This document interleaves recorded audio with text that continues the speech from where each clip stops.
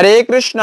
আগামীকাল 30শে ডিসেম্বর সোমবার, বছরের সর্বশেষ অমাবস্যা, পৌষ মাসের বকুল অমাবস্যার দিন। বছরে দ্বাদশ অমাবস্যার মধ্যে একটা অন্যতম অমাবস্যা হচ্ছে এই পৌষ মাসের অমাবস্যা তিথি। তাই এই দিনে সন্ধ্যাকালে একটা প্রদীপ প্রজ্বলিত করে বাড়ির এই স্থানে রেখে দিন। এতে সংসারের দারিদ্রতা দূরীভূত হবে এবং অখণ্ড সৌভাগ্য প্রাপ্তি হবে। খুবই গুরুত্বপূর্ণ প্রসঙ্গ। পাশাপাশি শাস্ত্রে এই অমাবস্যার বিশেষ মাহাত্ম্য কথা বর্ণনা করা হয়েছে। আজকের এই পর্বে আমরা সেই প্রসঙ্গে জানার চেষ্টা করব। সকলকে স্বাগতম জানাচ্ছি আমাদের এই ধর্মীয় তথ্যমূলক চ্যানেলে। আমরা চেষ্টা করি এরকমই সনাতন ধর্মের ধর্মীয় তথ্যগুলোকে আপনাদের সাথে উপস্থাপন করতে, শেয়ার করতে। তাই আসুন আগামী কিছুক্ষণ সময় একসঙ্গে ধৈর্য ধরে আজকের এই গুরুত্বপূর্ণ তথ্যগুলো জেনে নেই। আশা করছি আজকের এই তথ্যগুলো আপনাকে অবশ্যই সমৃদ্ধ করবে। ভালো লেগে থাকলে অবশ্যই একটা লাইক করে কমেন্টে আপনার ইষ্ট দেবতার নামটি অথবা জয় লক্ষ্মীনারায়ণের জয় একবার হলেও লিখে যাবার অনুরোধ জানাচ্ছি। দেখেন, অমাবস্যার দিনটিকে আমরা অনেকে অশুভ বলে জানি, কেননা এই দিনে চতুর্দিকে রাত্রিকালে অন্ধকার থাকে এবং বলা হয়েছে, প্রথমেই বলে দিচ্ছি মনে রাখবে, অমাবস্যায় কিছু কার্য আমাদের ভুলেও কখনো করা উচিত নয়। যার মধ্যে প্রথমত হচ্ছে যে অমাবস্যার দিনে কখনো মনে রাখবে একাকী নির্জন স্থানে যেতে নেই। মনে রাখবে সাধনা করার জন্য অমাবস্যা তিথি একটা গুরুত্বপূর্ণ দিন। এই দিনে পূর্ণিমা এবং অমাবস্যা এই দুটি তিথি অত্যন্ত গুরুত্বপূর্ণ সাধনার জন্য। বিশেষ করে যারা তন্ত্রমন্ত্র সাধনা করে বা অনেকে আছে কালী মায়ের পুজো করে, এদের জন্য এই দিনটি অত্যন্ত শুভ। কিন্তু এই অমাবস্যার দিনে যে কার্যগুলো ভুলেও করা উচিত নয়, তার মধ্যে একটা হচ্ছে একাকী কখনো রাত্রিকালে অন্তত পক্ষে নির্জন স্থানে যেতে নেই। যদিও আমরা বর্তমান এডুকেটেড সমাজে এসে এই অপশক্তিকে বিশ্বাস করি না, কিন্তু মনে রাখবে ভূত প্রেত বলে রয়েছে এবং এই অপশক্তির প্রাদুর্ভাব ঘটে এই অমাবস্যার রাত্রিতে। তাই একাকী কখনো নির্জন স্থানে, বিশেষ করে শ্মশান ঘাটে, এই সমস্ত স্থানে যাওয়া উচিত নয়। এতে অপশক্তি ভর করতে পারে। আমরা অনেক সময় তো দেখেই থাকি অপশক্তিতে ভর করলে ব্যক্তি কিরকম অদ্ভুত আচরণ করে। তো মূলত এই অমাবস্যায় যাওয়া উচিত নয় এবং বিশেষ করে গর্ভবতী মায়েদের জন্য অত্যন্ত এটা কঠোরভাবে পালন করতে হবে। অমাবস্যার রাত্রিতে একাকী ঘরের উঠানে পর্যন্ত যাওয়া উচিত নয় যারা গর্ভবতী মায়েরা রয়েছেন। এবং এই অমাবস্যাকে আবার পৌষ মাসের যে অমাবস্যা পড়ে সেই অমাবস্যাকে বকুল অমাবস্যা বলা হয়। কেননা এই অমাবস্যার পরে থেকে এই যে আম্রফল, ভগবান শ্রীকৃষ্ণের অত্যন্ত প্রিয় ফলগুলোর মধ্যে একটা হচ্ছে আম, সুমিষ্ট রসালো আম্রফল। তো সেই আম্রফলের যে মুকুল পড়ে, সেই মুকুল হচ্ছে এই অমাবস্যার পরে থেকে আম্র গাছে সুন্দর মুকুল ধরে এবং এজন্য মূলত এই পৌষ মাসের অমাবস্যাকে বকুল অমাবস্যা বলা হয়ে থাকে। বছরে অন্যান্য অমাবস্যার মতোই এই অমাবস্যাটা মানে একটা গুরুত্বপূর্ণ অমাবস্যা তিথি। যারা বিশেষ করে কালী পুজো করবে তাদের জন্য গুরুত্বপূর্ণ দিন এবং সাধনা করার জন্য, ইষ্টদেবের পুজো করার জন্য। বিশেষ করে সংসারে যদি দারিদ্রতা থাকে তবে এই দিনটিতে লক্ষ্মীনারায়ণের পুজো করতে পারেন। আমরা সাধারণত জানি যে লক্ষ্মীনারায়ণের পুজো করা হয় বৃহস্পতিবারে পূর্ণিমা তিথিতে, কিন্তু মনে রাখবে অমাবস্যার দিনেও লক্ষ্মীনারায়ণের পুজো করা উচিত। এর মাধ্যমে সংসারের দারিদ্রতা দূরীভূত হয় এবং সমৃদ্ধি আসে। তো যাই হোক, প্রথমত আমরা জেনে নিচ্ছি এই যে বকুল অমাবস্যা তিথি, তিথিটা মূলত কখন শুরু হচ্ছে এবং কখন শেষ হবে। তো অমাবস্যার তিথি শুরু হচ্ছে মূলত আগামী আজকে হচ্ছে 29শে ডিসেম্বর রবিবার রাত 3টা 48 মিনিট থেকে, থাকবে মূলত 30শে ডিসেম্বর সোমবার রাত 4টা 10 মিনিট পর্যন্ত, শেষ রাত।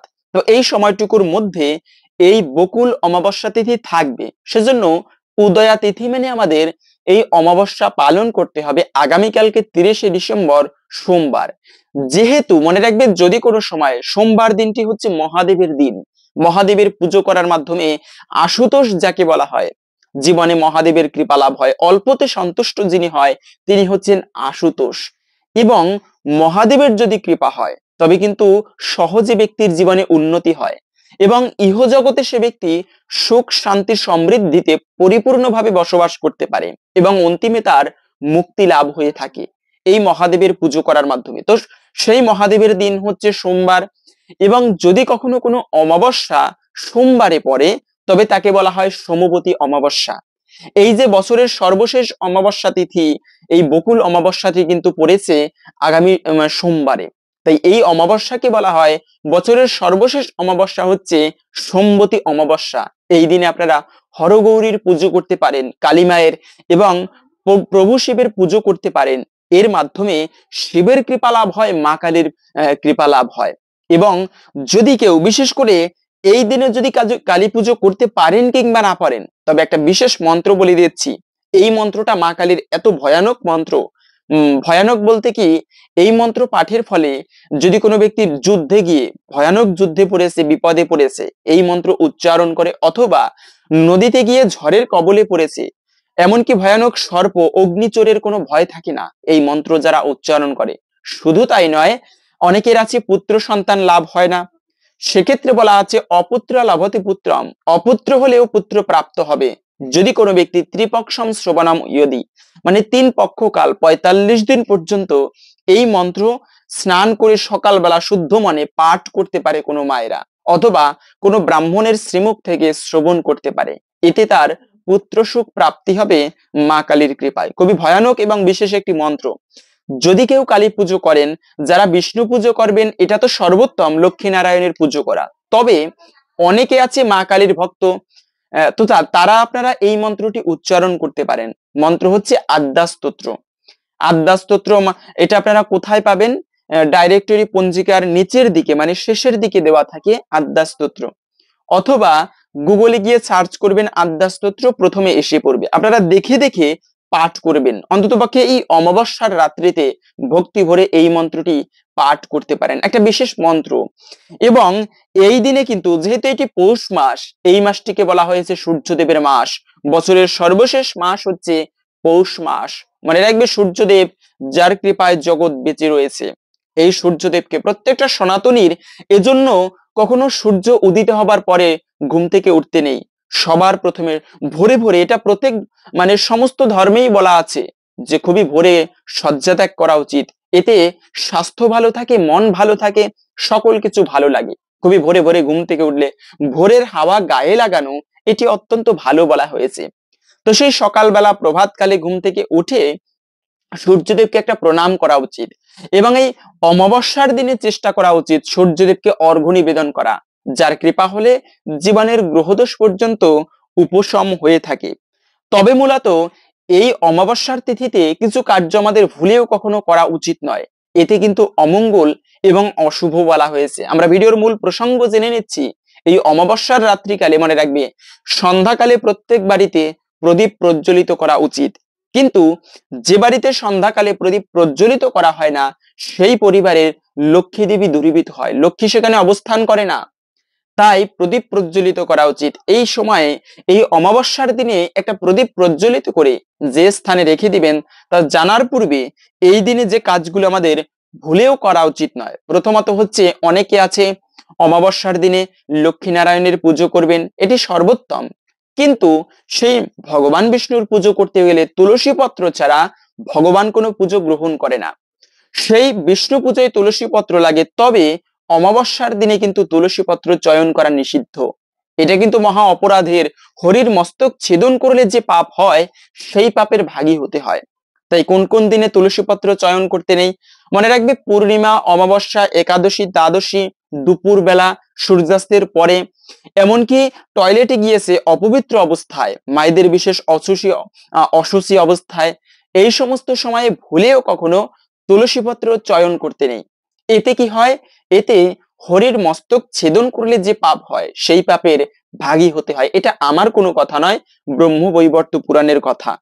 এবং এই দিনে কখনো ঋণ দেওয়া নেওয়া করবেন না। মনে রাখবে, ঋণ, রোগ এবং অগ্নি তিনটাই ভয়ানক বিষয়, এদেরকে যত তাড়াতাড়ি সম্ভব নির্মূল করা উচিত, না হলে এরা বৃদ্ধি পেতে থাকে, এটা ভালো নয়, অশুভ। এই ঋণ দেওয়া নেওয়া, বিশেষ করে যদি কখনো কারো অতিরিক্ত প্রয়োজন হয়, সেক্ষেত্রে ভিন্ন বিষয়, একেবারে জরুরি কার্যক্ষেত্রে। তবে ঋণ দেওয়া নেওয়া থেকে যতটা সম্ভব দূরে থাকা উচিত। অন্তত পক্ষে এই অমাবস্যার দিনে ঋণ দেওয়া নেওয়া উচিত নয়। এবং প্রথমে তো বলেই দিয়েছি, একাকী নির্জন স্থানে যেতে নেই।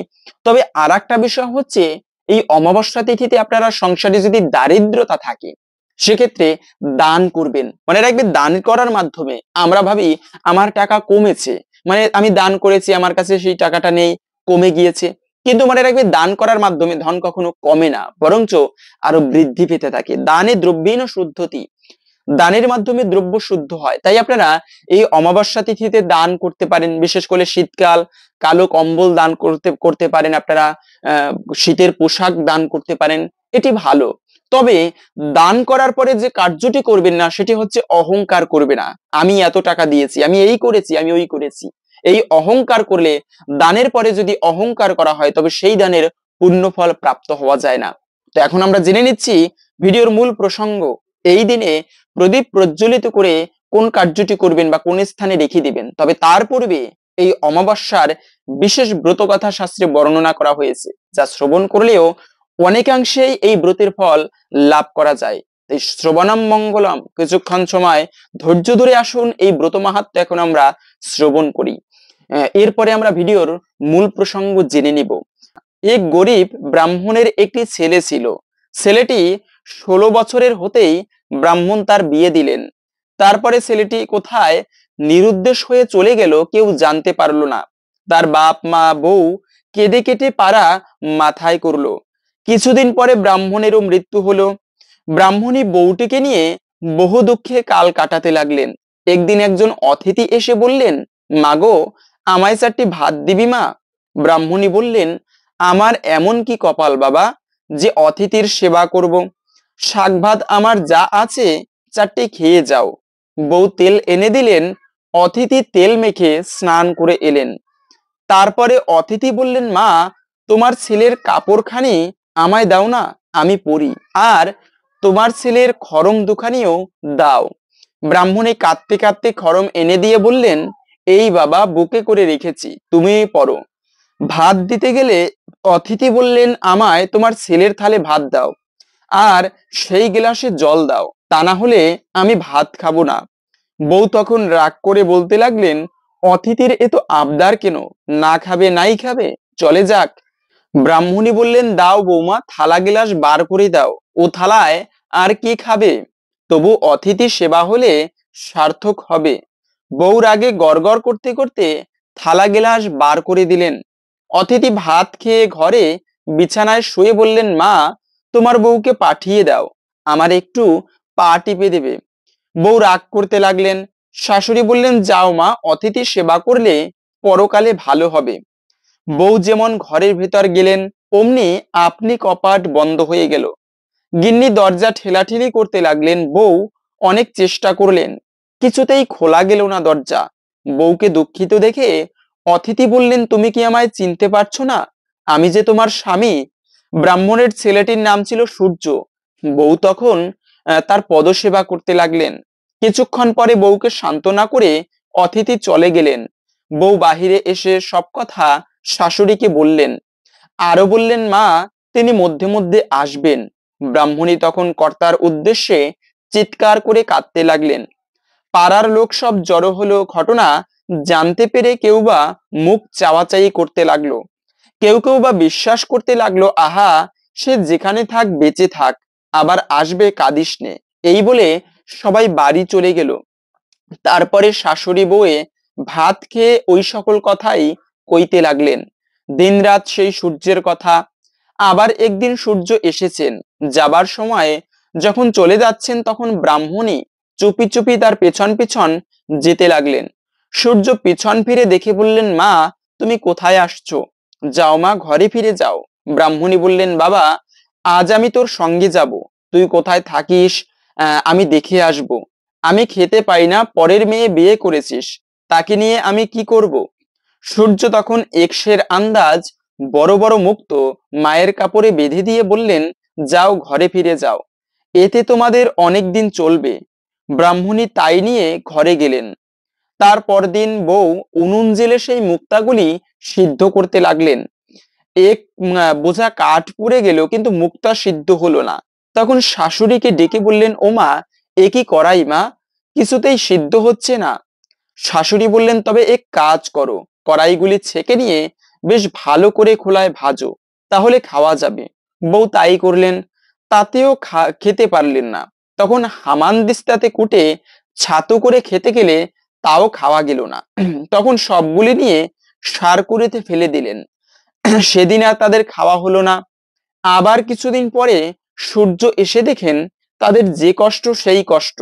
সূর্য বললেন, মা, তোমাকে যে ধন দিয়ে গেলাম এর মধ্যে সব ফুরিয়ে গেল। ব্রাহ্মণী সেদিনকার সব ঘটনা বলতে বলতে কেঁদে ফেললেন। সূর্য বললেন, মা, সেগুলি কি করলে, কোথায় ফেলে দিয়েছ? গিন্নি বললেন, সার করে।